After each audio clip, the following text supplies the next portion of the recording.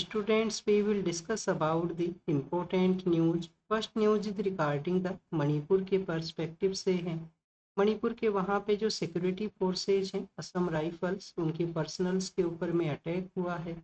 Manipur continuous violence की वजह से न्यूज़ में है और वहाँ पे सिक्योरिटी पर्सनल्स के ऊपर में इस तरीके से अटैक होना लॉ एंड ऑर्डर का जो सिचुएशन है, सिक्योरिटी के जो कंसर्न्स हैं उसके रिगार्डिंग में ये रेज करता है। 2023 के समय में मणिपुर के जो टू मेजर सोशल ग्रुप्स हैं उनके बिटवीन में वायलेंस का इरप्शन हुआ था। उसके लेटर फेज के अंदर में गवर्नमेंट के द्वारा काफ़ी सारे इनिशिएटिव्स उनको कैरी आउट किया गया, बट नॉर्मलाइजेशन का जो सिचुएशन है वो नहीं अचीव हो सका। बाद में आप देखिए कि मणिपुर स्टेट का जो गवर्नमेंट है उसको भी रिमूव करते हुए वहाँ पे प्रेसिडेंट रूल है उसको इम्पोज किया गया। प्रेसिडेंट रूल है वो किस आर्टिकल के अंदर में, उसके प्रोविजंस के बारे में मेंशन है आर्टिकल 356 के अंदर में, और एक जो प्रोविजन है वो आर्टिकल 365 के अंदर में बताया गया है। आप देखिए कि आपको लास्ट का जो 2 डिजिट है उन्हीं को इंटरचेंज करना है, इस तरीके से आप इसको याद रख सकते हो। प्रेसिडेंट रूल, अब आप देखिए कि प्रेजेंट समय में जो यूनियन होम मिनिस्ट्री है वो वहाँ पे लॉ एंड ऑर्डर को रेगुलेट किया करती है, गवर्नर के थ्रू वहाँ पे जो एक्टिविटीज़ है वो कैरी आउट होती हैं। मणिपुर में रिसेंटली हमारे जो प्राइम मिनिस्टर हैं उनके द्वारा भी विजिट किया गया था। प्राइम मिनिस्टर ने जिस रूट के थ्रू वहाँ पे जो टू डिफरेंट सोशल ग्रुप्स हैं उनके साथ में इंटरेक्शन किया, उसी रूट के ऊपर में ये जो अटैक है वो हुआ है। तो कौन सा रूट है वो प्राइम मिनिस्टर के द्वारा लिया गया था, NH सेकेंड। क्या ये जो नेशनल हाईवे नंबर्स हैं वो आपको याद रखने चाहिए? हो सकता है प्रीलिम्स के अंदर में यूपीएससी काफ़ी बार एक या दो रैंडम क्वेश्चन से वो पूछता है, तो आपसे NH1 NH सेकेंड इस तरीके से क्वेश्चंस पूछ लिए जाएं कि किस एरिया के अंदर में वो सिचुएटेड हैं। आपको हमारे जो वाटरवेज हैं उनके बारे में भी पता होना चाहिए, क्योंकि गवर्नमेंट के द्वारा वाटरवेज को भी चलाया गया था इसी तरीके से, नेशनल हाईवे जो वाटरवे हैं। तो जो NH सेकेंड का जो एरिया है वो कनेक्ट करता है इम्फाल वैली को, जो नागालैंड का जो टाउन है, जो सिटी है दीमापुर, उसके साथ में। तो PM सर के द्वारा उसी रूट के थ्रू वो वहाँ पे लोगों से इंटरेक्ट करते हुए गए थे। अब देखिए कि अटैक का जो रिस्पॉन्सिबिलिटी है एक बैंड ऑर्गेनाइजेशन के द्वारा, बेसिकली रिस्पॉन्सिबिलिटी तो किसी ऑर्गेनाइजेशन के द्वारा नहीं लिया गया, बट इन्वेस्टिगेशन रिपोर्ट्स के अंदर में बताया गया है कि जो PLA नाम का एक बैंड ऑर्गेनाइजेशन है उनके द्वारा ये अटैक को कैरी आउट किया गया। PLA जो है वो बैंड है इंडिया के अंदर में, तो कहाँ से ये ऑपरेट करता है? म्यांमार के वहाँ से ये ऑपरेट किया करता है। और आप देखिए कि मणिपुर जो है वो म्यांमार के साथ में बॉर्डर है वो शेयर करता है, और बॉर्डर एरिया के अंदर में जो ट्राइबल कम्युनिटीज हैं एक दूसरे के साथ में उनके जो एक दूसरे एरिया में उनके जो रिलेशंस है वो एग्जिस्ट करते हैं, तो फ्री मूवमेंट रिजाइम उनको इसी वजह से दिया गया था। बट मणिपुर का जो वायलेंस है वो बताता है कि इस फ्री मूवमेंट रिजाइम का जो मिसयूज है वो देखने के लिए मिला है, जैसे कि ये PLA के थ्रू यहाँ पे हमने रीड किया। ड्रग ट्रैफिकिंग के बारे में भी हम काफ़ी बार देखते हैं कि इसी रूट के थ्रू म्यांमार से जो ड्रग ट्रैफिकिंग है वो इंडिया के थ्रू हुआ करता है।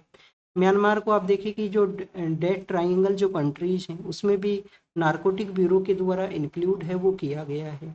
तो ये PLA के बारे में है। PLA जो मैती नाम का जो सोशल ग्रुप है उनका एक इंसर्जेंट ऑर्गेनाइजेशन है, 1979 के समय से ये इंडिया के अंदर में बैन है। एंटी इंडिया सेंटीमेंट से जो सेपरेट नेशनहुड को क्रिएट करने का इनका एक डिमांड है वो हुआ करता था।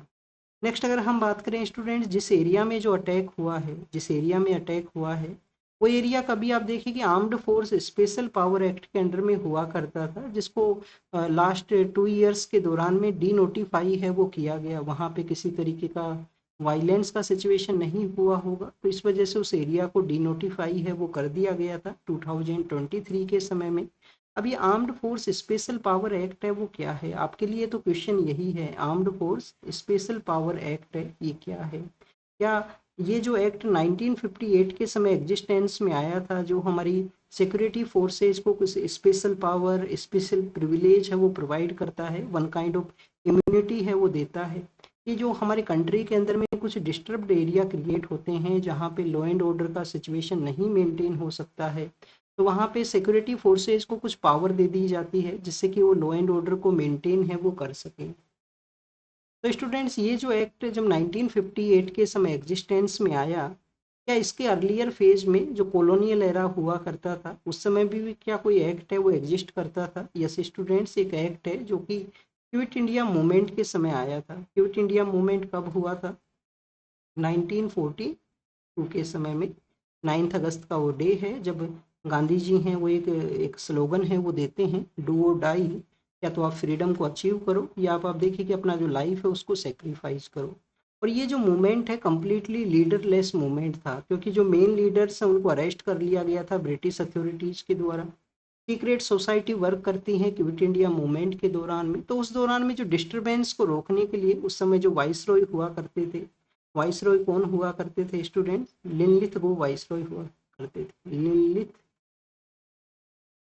लिनलिथ गो नाम से जो पर्सन है, लिनलिथ गो नाम से जो पर्सन है ये वाइसरॉय हुआ करते थे। तो उस दौरान में ये एक्ट एग्जिस्टेंस में आया, उसी का जो कॉपी है वो 1958 के समय में आता है। अब सिक्योरिटी फोर्सेज को जो यहाँ पे पावर दिया गया है, क्या उसका मिसयूज भी उनके द्वारा किया जाता है? काफ़ी बार ऐसे भी केसेस सामने आते हैं जब मिसयूज हुआ है उस यहाँ पे जो इम्यूनिटी उनको जो ग्रांट किया गया है इस लॉ एंड ऑर्डर को मेंटेन करने के लिए डिस्टर्ब एरिया के अंदर में। तो यस स्टूडेंट्स, केसेस सामने आते हैं और उस दौरान में अगर कोई यहाँ पे मिसकंडक्ट हुआ है तो सेंट्रल गवर्नमेंट अगर अलाउ करता है तो सिक्योरिटी पर्सनल्स के अगेंस्ट में जो केस है वो भी कैरी आउट हो सकता है। काफ़ी बार तो क्रिमिनल केसेज हैं वो भी चलाए गए हैं, अगर उनके द्वारा किसी सिविलियन पर्सन को एलिमिनेट कर दिया गया, उनके ऊपर फायर कर दिया गया और उनका वहाँ पे डेथ होता है। नेक्स्ट अगर हम बात करें कौन सा ऐसा अथॉरिटी है जो जिस एरिया में ये जो armed force special power act है उनके ऑर्डर के थ्रू लग सकता है। सेंट्रल गवर्नमेंट और स्टेट गवर्नमेंट बोथ बोथ के पास में पावर है। इस एक्ट का जो सेक्शन 3 है, इस एक्ट का सेक्शन 3 है वो यहाँ पे गवर्नर को पावर देता है कि किसी एरिया को डिस्टर्ब एरिया डिक्लेयर किया जा सकता है उनके द्वारा। डिस्टर्ब एरिया मीन्स जहाँ पे लॉ एंड ऑर्डर का जो सिचुएशन है वो लोकल फोर्सेस से, लोकल पुलिस से मेंटेन है, वो नहीं हो सकता। तो सेक्शन 3 है जो गवर्नर को पावर देता है। Central and the state government both both के पास में यहाँ पे नोटिफाई करने का जो पावर है। हमारे कंट्री के अंदर में कौन कौन से ऐसे एरियाज हैं जहाँ पे armed force special power act exist करता है? कंट्री के अंदर में ये जो जो एक्ट है वो एग्जिस्ट करता है, आर्म्ड फोर्स को जो पावर है जम्मू एंड कश्मीर में। जम्मू एंड कश्मीर जो प्रेजेंट समय में यूनियन टेरिटरी है, प्रेजेंट समय में यूटी है। जम्मू एंड कश्मीर के अलावा आप देखिए कि आसाम के भी कुछ ऐसे पार्ट्स हैं जहाँ पे ये जो लॉ है वो एग्जिस्ट करता है, आसाम के भी पार्ट्स हैं। मणिपुर के वहाँ पे भी एग्जिस्ट करता है, मणिपुर जो कि अब न्यूज़ में है। मणिपुर के अलावा स्टूडेंट्स अरुणाचल प्रदेश है, अरुणाचल प्रदेश के भी कुछ पार्ट्स हैं, कंप्लीट नहीं है। और अब अगर हम बात करें स्टूडेंट्स, नागालैंड है और नागालैंड है। तो ये बेसिकली 5 एरियाज हैं जहाँ पे ये जो एक्ट है उसका अभी प्रेजेंट समय में एग्जिस्टेंस में है। कुछ ऐसे भी एरियाज हैं जहाँ पे ये जो एक्ट है एग्जिस्टेंस में हुआ करता था, बाद में उसका रिमूवल है या विड्रोवल है वो कर लिया गया। कौन कौन से एरियाज से विड्रोवल किया गया? मिजोरम से विड्रोवल किया गया, मिजोरम से विड्रोवल किया गया। 1980s के समय से ही विड्रोवल कर लिया गया था मिजोरम में। फिर अगर हम बात करें स्टूडेंट त्रिपुरा, त्रिपुरा त्रिपुरा में आप देखिए कि ये जो विड्रोवल किया गया 2015-16 के समय किया गया था, 15-16 के समय में। और एक जो स्टेट है वो है मेघालय, एक जो स्टेट है वो है मेघालय। मेघालय में विड्रोवल कब हुआ? 2018 के समय में। यूपीएससी के द्वारा जो अदर एग्जाम्स कंडक्ट होते हैं, जैसे एक एग्जाम कंडक्ट होता है सीएपीएफ का, सीएपीएफ का, तो सीएपीएफ का जो 2018-19 का एक पेपर था उसमें ये क्वेश्चन पूछ लिया गया था। कुछ स्टेट्स वहाँ पे ऑप्शंस के अंदर में दे दिए गए। क्वेश्चन ये था कि रिसेंटली कौन सा ऐसा स्टेट है जहाँ से armed force special power act है उसका रिमूवल हुआ है। तो क्या ये याद रखना चाहिए? क्योंकि स्टूडेंट्स उस समय जस्ट रिमूवल हुआ था, विड्रोवल हुआ था मेघालय के अंदर में। और जो सीएपीएफ का जो एग्जाम है वो किसके रिगार्डिंग में है? वो आप देखिए कि सिक्योरिटी फोर्सेज के ही रिगार्डिंग में है, असिस्टेंट कमांडेंट आप वहाँ पे बनते हो। तो बेसिकली ऐसे जो क्वेश्चंस हैं डिफेंस सेक्टर के रिगार्डिंग में, जो मोर क्वेश्चंस हैं वो उन पेपर्स में होते हैं, चाहे वो सीएपीएफ हो, चाहे वो सीडीएस का पेपर हो, या आपका जो 12th लेवल के ऊपर में जो एनडीए का पेपर कंडक्ट होता है उसके रिगार्डिंग में। बस आपको ये पता होना चाहिए कि कहाँ पे ये एग्जिस्ट है वो करता है। हमारे कंट्री में कुछ ऐसे भी जो कमीशंस बने हैं जो कि कंटिन्यूअस इस लॉ के इम्प्लीमेंटेशन के बाद में भी जो नॉर्मलाइजेशन का सिचुएशन अचीव है वो नहीं हुआ, तो इस लॉ को अबोलिश करने के बारे में कहते हैं। कौन से ऐसे कमीशन है वो कॉन्स्टिट्यूट हुए थे कंट्री के अंदर में। आप देखिए तो जीवन रेड्डी कमेटी कॉन्स्टिट्यूट होती है। कौन सा कमेटी है स्टूडेंट्स? जीवन जीवन रेड्डी कमेटी। जीवन रेड्डी कमेटी है 2005 के समय का। फिर उसके बाद में आप देखिए कि हमारे यहाँ पे एआरसी रिपोर्ट्स आती हैं 2007-8 के समय में। एडमिनिस्ट्रेटिव रिफॉर्म्स जो कमीशन कॉन्स्टिट्यूट हुआ था, सेकेंड एआरसी का रिपोर्ट बताती है कि इस armed force special power act को अबोलिश करने का जरूरत है। Armed force special power act को अबोलिश वो कर दिया जाए। और इसी एक्ट के रिगार्डिंग में शायद एक मूवी भी है बॉलीवुड के अंदर में, शायद उस मूवी का नेम है हैदर। हैदर नाम से मूवी है जिसमें शाहिद कपूर ने इस एक्ट के बारे में ही कुछ प्रोटेस्ट या उस तरीके से शो किया गया है वन काइंड ऑफ इस एक्ट के बारे में। तो ये हमने basically armed force special power act के बारे में देखा, हमने मणिपुर के बारे में देखा, और वहाँ के जो एरियाज हैं, जो बैंड ऑर्गेनाइजेशन है, उसके बारे में भी रीड है वो किया है। नेक्स्ट आप देखिए कि एक पेटिशन फाइल हुआ। पेटिशन पहले कर्नाटक का जो हाई कोर्ट है वहाँ पे भी फाइल हुआ था। अब जो पेटिशन है वो सुप्रीम कोर्ट में भी पहुँचे हैं। कर्नाटक के वहाँ पे दशहरा का जो फेस्टिवल है वो सेलिब्रेट किया जाता है। कर्नाटक का जो मैसूर नाम का जो सिटी है, मैसूर जो काफ़ी ज़्यादा फेमस है, काफ़ी सारे जीआई टैग हैं वहाँ पे। टीपू सुल्तान नाम के भी एक पर्सन हुआ करते थे मैसूर एरिया से, और वाडिया डायनेस्टी भी जो भी आप रीड करते हो। तो मैसूर के अंदर में आप देखिए कि दशहरा का जो फेस्टिवल ऑर्गेनाइज होता है, फेस्टिवल कैसा है? पब्लिक इवेंट है, क्योंकि जो कर्नाटक का जो स्टेट गवर्नमेंट है वो इसको ऑर्गेनाइज करती है। पब्लिक इवेंट है, पिटीशन फाइल हुआ, सुप्रीम कोर्ट ने ऑब्जर्व किया कि पब्लिक इवेंट के अंदर में स्टेट जो कि कोई भी रिलीजन को फॉलो नहीं करता है, स्टेट जो है वो सेक्युलर है। तो स्टेट अगर सेक्युलर है तो इस तरीके के जो रेस्ट्रिक्शंस हैं वो नहीं लगाए जा सकते हैं, चाहे वो किसी भी जो रिलीजन है, किसी भी रिलीजियस प्रैक्टिस को फॉलो करने वाला पर्सन हो, जिनको कि गेस्ट के रूप से इनवाइट किया जाए। किन पर्सन को इनवाइट किया गया है?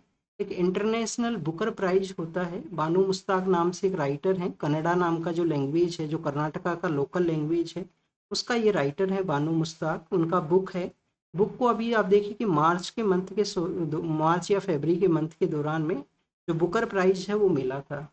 अब उनको इनवाइट किया गया है एज ए चीफ गेस्ट के रूप से, और उनका रिलीजियस प्रैक्टिस और जो यहाँ पे दशहरा का जो फेस्टिवल है उसका जो रिलीजियस प्रैक्टिस है वो डिफरेंट डिफरेंट रिलीजन की वजह से यहाँ पे ये पेटिशन फाइल हुआ। तो कोर्ट के द्वारा ऑब्जर्व किया गया कि हम सेक्युलर कंट्री हैं, स्टेट का कोई रिलीजन नहीं है, पब्लिक यहाँ पे ये कोई प्राइवेट इवेंट नहीं है, पब्लिक इवेंट है, तो वहाँ पे किसी भी पर्सन को इनवाइट है वो किया जा सकता है। कोर्ट के द्वारा ऑब्जर्वेशन अलग अलग केसेज का भी किया गया है। स्वामी विवेकानंदा का जो रिलीजन के रिगार्डिंग में, कि रिलीजन को उन्होंने रियलाइजेशन के साथ में कैसे कनेक्ट किया था, उनका एक कोटेशन है रिलीजन के पर्सपेक्टिव से कि रिलीजन कोई डॉक्ट्राइन के अंदर में नहीं है, रिलीजन कोई इंटेलेक्चुअल आर्ग्यूमेंट के अंदर में नहीं है, जो रिलीजन है वो एक रियलाइजेशन का प्रोसेस है।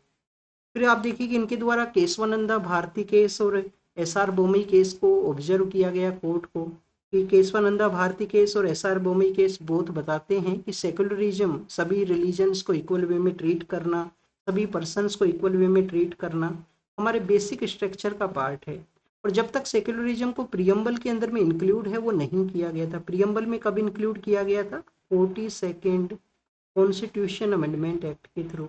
और इसके रिगार्डिंग में भी फिर एक केस है आरसी जो पोडियाल केस है, आरसी पोडियाल का जो जजमेंट है, जिसमें कहा गया कि ये पार्ट जो इंक्लूड किया गया है बेसिक फीचर का हमारे यहाँ पे प्रोविजन है। कोर्ट का ऑब्जर्वेशन यही है कि अगर हमें नेशन में नेशनल यूनिटी और जो भाईचारा है, जो फर्टर्निटी है, उसको अगर हमें अचीव करना है, तो आप देखिए कि जो बंधुत्व को अचीव करना है तो लिबर्टी ऑफ थॉट, फेथ, ये हमारे इम्पोर्टेंट यहाँ पे जो पैरामीटर्स हैं वो होने चाहिए। तो this is all the information related to the this petition, कि वहाँ पे गेस्ट को रोकने के रिगार्डिंग में जो पेटिशन फाइल हुआ, प्रियम्बल है जो सेकुलर यहाँ हमारे यहाँ पे एग्जिस्ट करता है।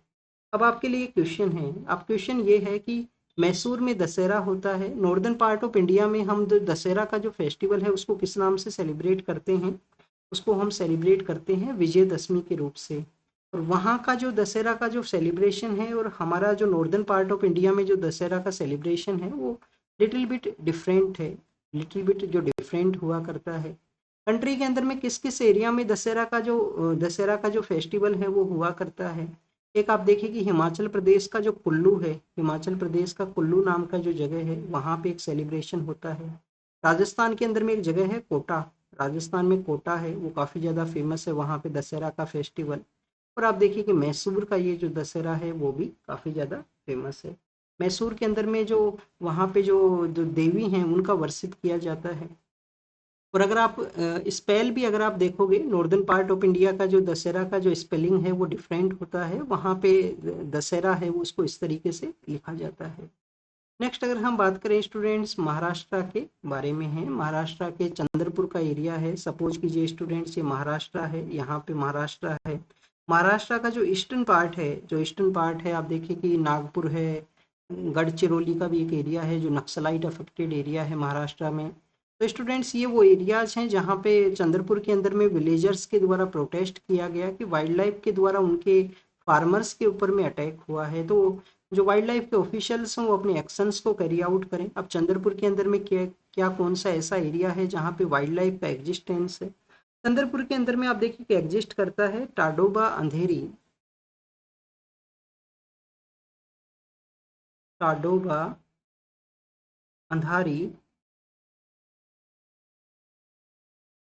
टाइगर रिजर्व भी है और ये नेशनल पार्क भी है। महाराष्ट्र का ओल्डेस्ट ये टाइगर रिजर्व है, और आप देखिए कि लार्जेस्ट भी टाइगर रिजर्व है महाराष्ट्र का है। यूपीएससी ऐसे भी क्वेश्चंस पूछ लेता है, कभी कभी कुछ टाइगर रिजर्व्स का नाम मेंशन कर देगा, क्या ये स्मॉलेस्ट है या ये लार्जेस्ट है, तो ऐसे भी आपको पता होना चाहिए।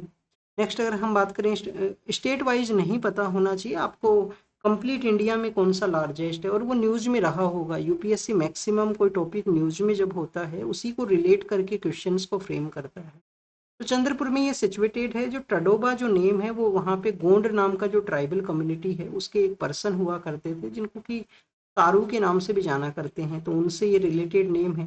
अंधारी नाम से एक लोकल वहाँ पे रिवर फ्लो करती है, अंधारी नाम से एक रिवर है वो फ्लो करती है।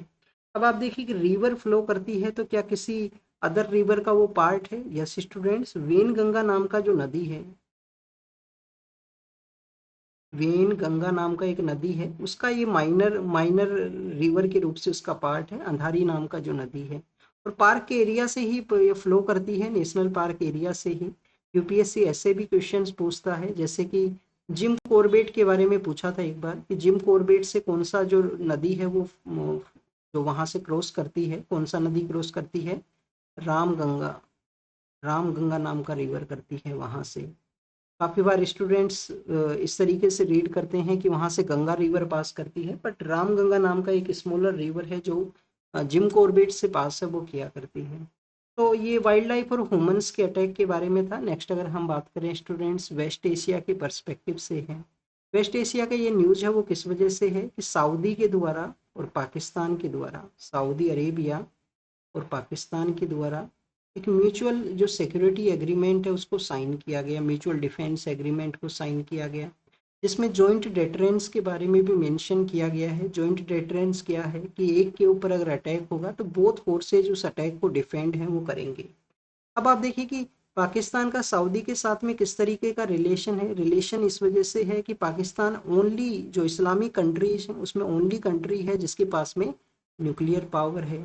सऊदी अरेबिया आप देखिए कि वो कंट्री है जहाँ पे इस्लामिक वर्ल्ड का जो होली साइट्स हैं, जो होली साइट्स है मक्का और मदीना, उन होली साइट्स का प्रेजेंस है सऊदी अरेबिया के अंदर में। तो स्टूडेंट्स एक क्लोज कनेक्शन है वो इसी तरीके से सेटअप है बोथ नेशंस का।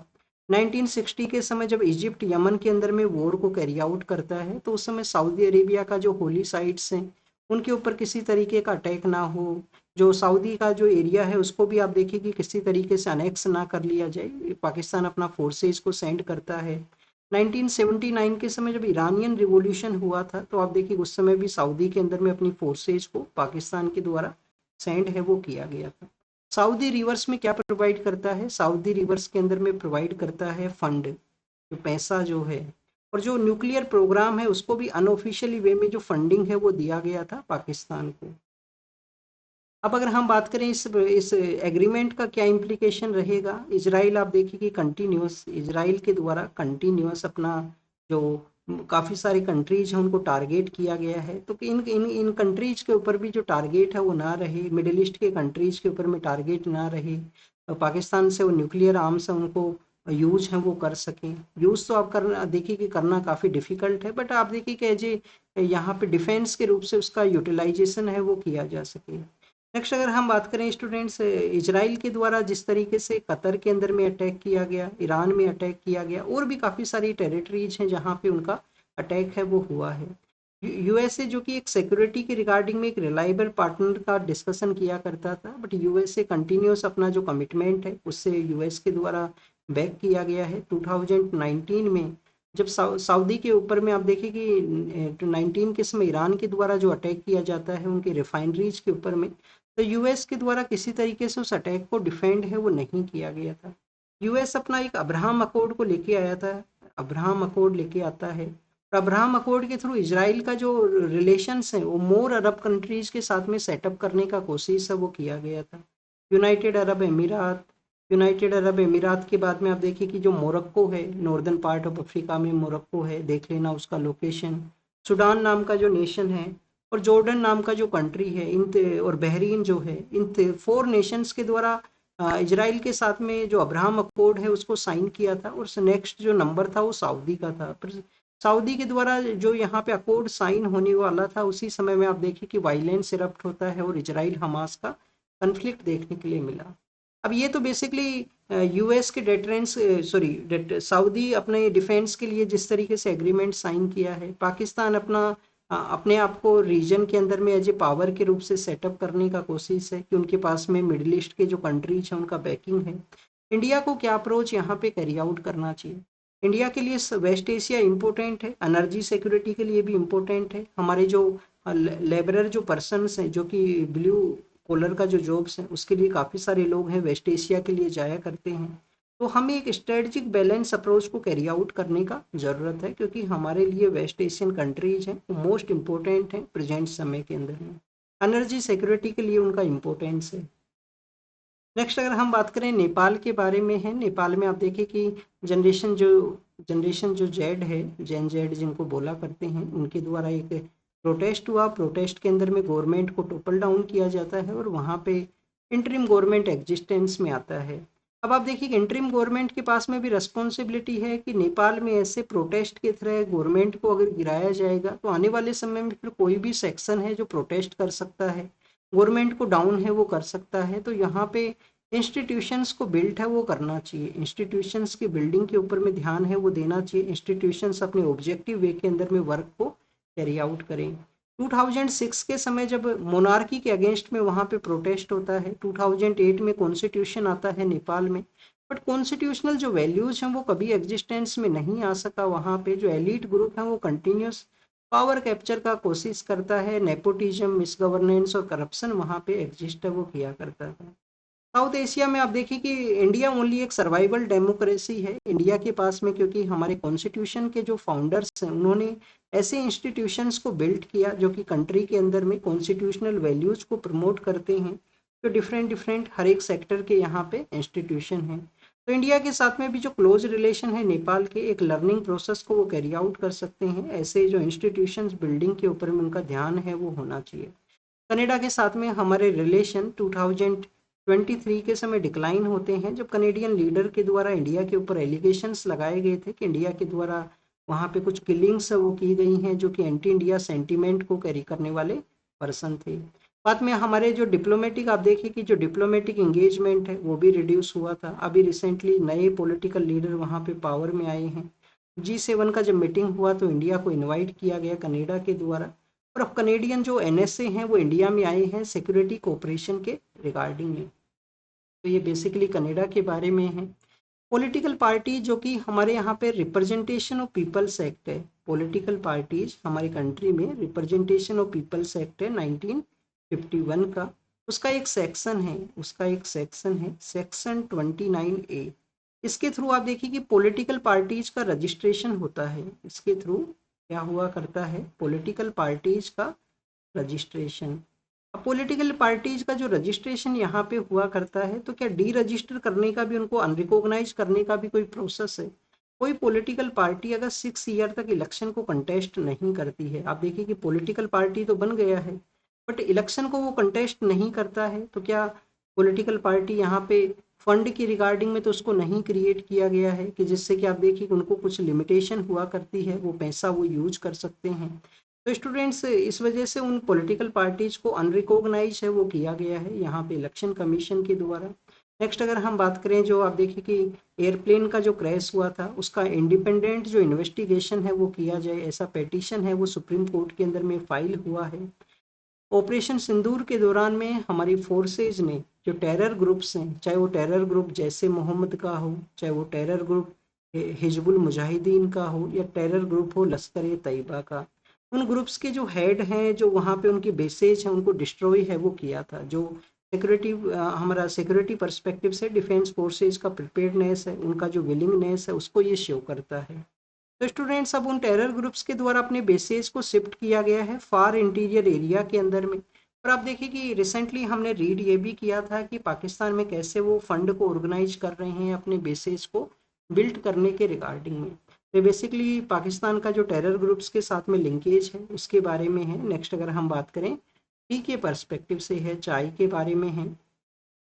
चाय का जो आप देखिए कि न्यूज़ के बारे में हम रीड करेंगे, क्लाइमेट चेंज और डायनेमिक जो कंज्यूमर प्रेफरेंस है वही हमारा जो टी इकोसिस्टम है उसको रीसेप है वो कर सकता है। वो कंट्री जो हम कंटिन्यूस अपना जो टी का जो एक्सपोर्ट जिनके साथ में कैरी आउट करते हैं उनके साथ में हमें मोर कोलेबरेटिव मैनर के अंदर में वहाँ पे जो एक्सपोर्ट को कैरी आउट करने का ज़रूरत है, जिसमें रसियंस को भी बताया गया है। टी का प्लांटेशन हमारे कंट्री में कहाँ पे हुआ करता है, north eastern part of India में हुआ करता है, सदर्न पार्ट ऑफ इंडिया में भी हुआ करता है। आप देखिए कि 1813 का वो charter of India charter act है जिसमें जो ईस्ट इंडिया कंपनी है उसका मोनोपोली को अबोलिश कर दिया गया था। मोनोपोली था जो उसका इंडिया के अंदर में ट्रेड के रिगार्डिंग में। बट दो ऐसे सेक्टर हैं, एक सेक्टर है चाइना, कि चाइना के साथ में ईस्ट इंडिया कंपनी ही ट्रेड को कैरी आउट करेगा। तो टी के रिगार्डिंग में चाय और चाइना के रिगार्डिंग में अगर ट्रेड करना है तो ईस्ट इंडिया कंपनी का ही प्रेफरेंस है वो रहेगा। बाद में कंप्लीट जो मोनोपोली है उसको 1833 के समय अबोलिश किया गया कि ईस्ट इंडिया कंपनी का ही मोनोपोली है वो नहीं रहेगा इंडिया में किसी भी सेक्टर में ट्रेड करने के रिगार्डिंग में। अब ये हमने टी प्लांटेशन के बारे में देखा, हमने देखा कि north eastern part of India के वहाँ पे टी का प्लांटेशन होता है। तो north eastern part of India के अंदर में एक रीजन है, रीजन का नाम है दोवार रीजन। रीजन का नाम क्या है, दोवार का जो रीजन है, दोवार्स बोला करते हैं, जो कि आप देखिए कि वेस्ट बंगाल के भी नॉर्दर्न पार्ट में है, आसाम का भी कुछ हिस्सा वहाँ पे सिचुएटेड है। तो जो दोवार का जो रीजन है वहाँ पे लार्जर लेवल के ऊपर में टी प्लांटेशन होता है। टी प्लांटेशन के लिए क्या रिक्वायरमेंट है, स्लोपी आपका फील्ड होना चाहिए, काफ़ी सारा रेनफॉल है वो रिसीव होना चाहिए, पर जो रेनफॉल है वो स्टेगनेंट नहीं होना चाहिए, जो कंटिन्यूस आप देखिए कि बारिश तो हो बट वो प्लांट का जो रूट है उसके अंदर में नहीं रुकना चाहिए, जिससे कि प्लांट को प्रोडक्शन को इम्पैक्ट वहाँ पे ना हो। होमवर्क है आपके लिए, होमवर्क आपके लिए ये है कि जो टी बोर्ड है, जो चाय का जो बोर्ड है उसका हेडक्वार्टर कहाँ पे है। टी बोर्ड का जो हेडक्वार्टर है वो कहाँ पे है ये आपको कमेंट सेक्शन के अंदर बताना है। यूपीएससी ने 2022 के पेपर में ये क्वेश्चन पूछ लिया था डायरेक्टली इनडायरेक्टली वे के थ्रू। नेक्स्ट आप देखिए कि ईरान के पर्सपेक्टिव से है, सिक्योरिटी काउंसिल के अंदर में उनके जो उनको रिलैक्सेशन एंड डेट प्रोहिबिट किया जाए उसी का डिस्कशन है, कंटिन्यूस हम इसको रीड कर चुके हैं। यूएस के बारे में है, एग्जाम के लिए नहीं इम्पोर्टेंट।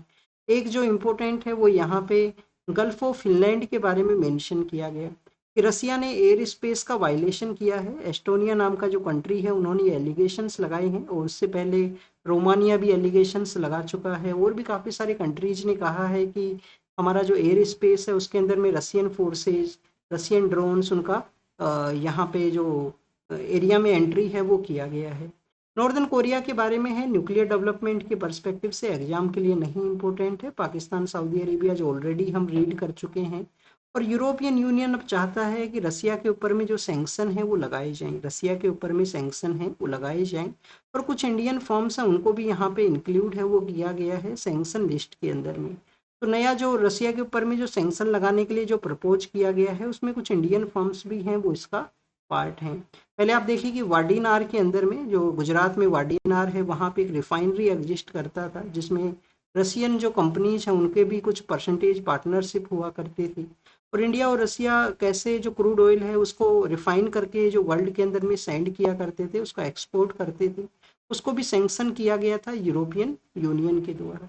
तो student, this is all the information related to the today's newspaper. आप इसको रीड कीजिए, रिवाइज कीजिए, जो भी इंफॉर्मेशन आपको मिला है उसको नोट डाउन कीजिए अपने नोटबुक में, और जो होमवर्क आपको दिया गया है वो कमेंट सेक्शन में बताना। Thank you students, thank you very much.